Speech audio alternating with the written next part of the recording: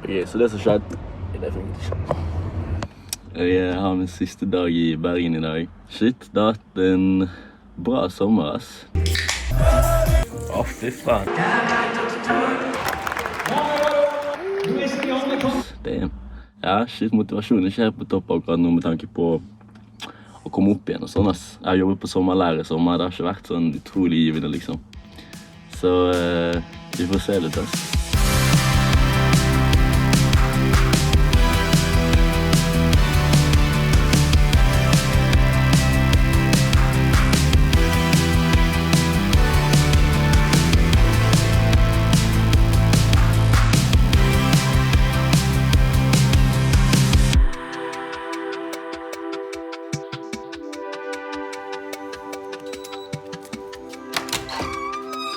Da er det viktig å velge seg en uniform som ikke har hull i. Jeg har jo fått jobba på Ullevål sykehus i 5 uker. Blitt veldig god på blodprøvetaking.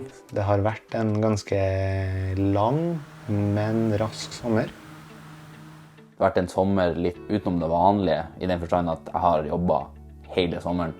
Det har også blitt en del jobbing på meg. Jeg jobber i et bofellesskap for unge med en fysisk funksjonsnedsettelse. Det er faktisk nødvendig for meg å jobbe, for å få det til å gå rundt. Det er ikke så gøy, men det er en del av det å bli voksen da. Gjøre ting du egentlig ikke har så lyst til å gjøre, men du bare må. Men det er liksom litt rart nå når jeg ikke skal dra tilbake til Trondheim. Og det er liksom, jeg skal flytte andre siden jordkloden, som er helt blanke ark, men jeg gleder meg. Men jeg hadde det litt fint her hjemme også da. Og utnyttet de 2 solværsdagene vi fikk her i Nord-Norge. På fisketur! Hei og hallo. I dag skal jeg og brorsan dra fisk. Nå sitter jeg her med broren min på båten. Vi er på båter hele familien, og mamma prøvde å dytte meg ut i vannet. Så hun gjemmer seg fordi hun er så skyldig. Nei, det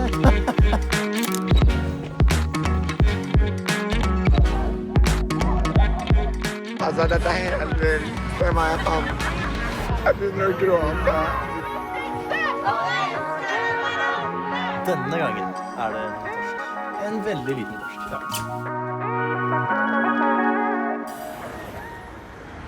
Beste øyeblikket mitt i sommer var definitivt enten å se Vietnam.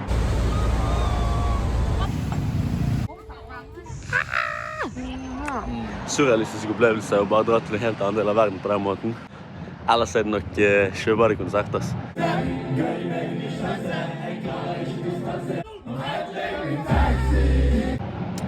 Jævlig fett.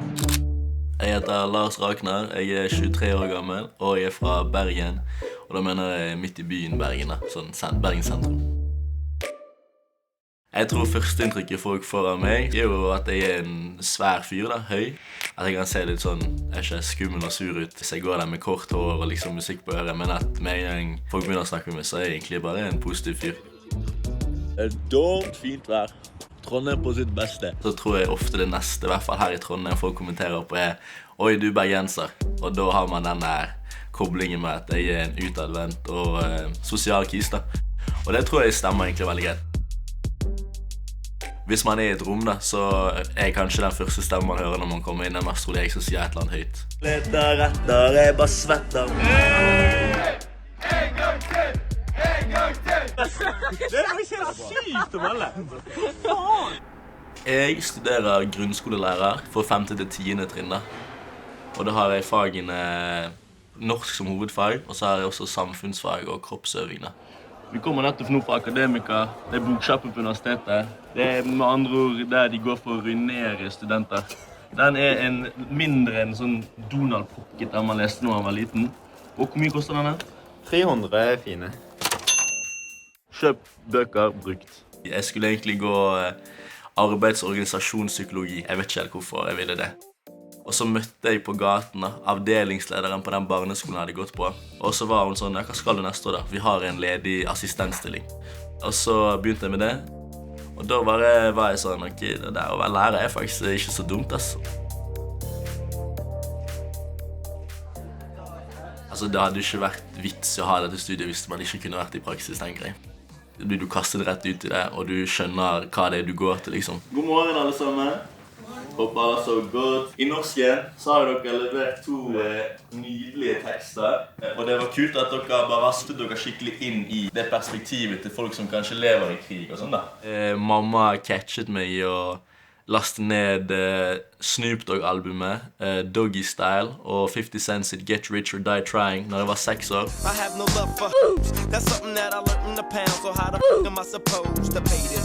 Så da, når de endelig fant ut hva jeg egentlig satt og hørte på, så tror jeg de ble litt skeptiske, men så har de alltid vært litt sånn at ok, man må høre for det man liker. Så jeg har alltid likt rapp, ass. Som lærer så er jeg veldig sånn på å finne andre innfallsvinkler til å ha om lyrikk og klassiske tekster da. Det er at vi skal på hvert bord skal fremføre sin versjon. Så vi får ganske kort tid på å øve. Man kan bruke en kamelsang da. Tematikken der har mye likhetstrekk med tematikken til for eksempel Amalie Skrams. Begge skriver om tøffe kår. Og da kan man jo fort med en gang sammenligne det. Og da har man plutselig fått elevene inn på en tekst som de sikkert ellers kanskje hadde sett på som tørr eller kjedelig. Bombene treffer, soldatene skyter, ser utover havet, ser likene flyter. Jeg har alltid vært en super selvsikker fyr, men kanskje på akkurat ungdomsskolen. Der var til og med jeg sånn, for jeg husker første gang jeg liksom skulle slippe musikk da, så skulle jeg liksom legge det ut, YouTube, jeg bare dunket ut, jeg var dritstolt. Det ble bare det mobbeopplegg liksom fra litt eldre folk på skolen og sånn da. Man fikk liksom litt sånn møte med verden da. Man vil jo bli lærer for de man liker å være med unge mennesker og hjelpe de til å komme inn i samfunnet egentlig da.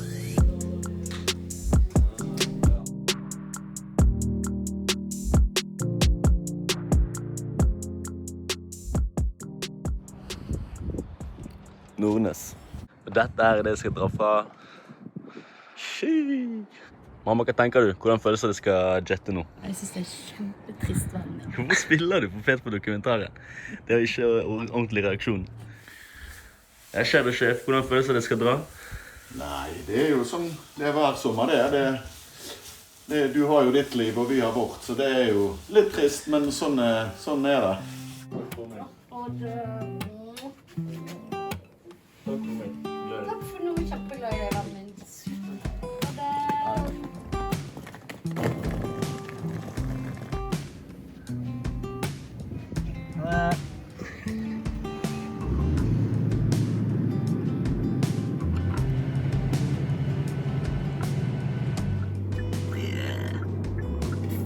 Jeg er jævlig god å lage dokumentar.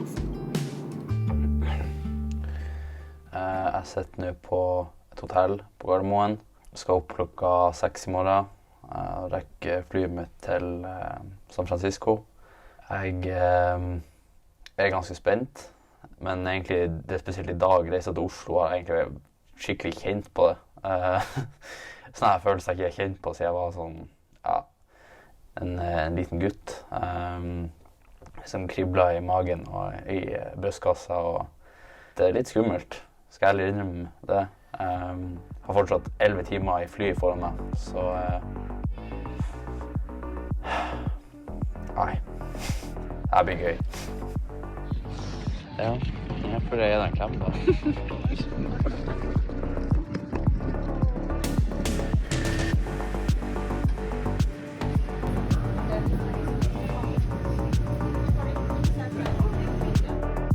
Jeg skal være fadder i år. Det er ikke verdens største hybel akkurat. Kan sammenligne det med et ekteskap. Jeg har vært litt ambivalent til skolestart i år, men jeg er på vei til skolen.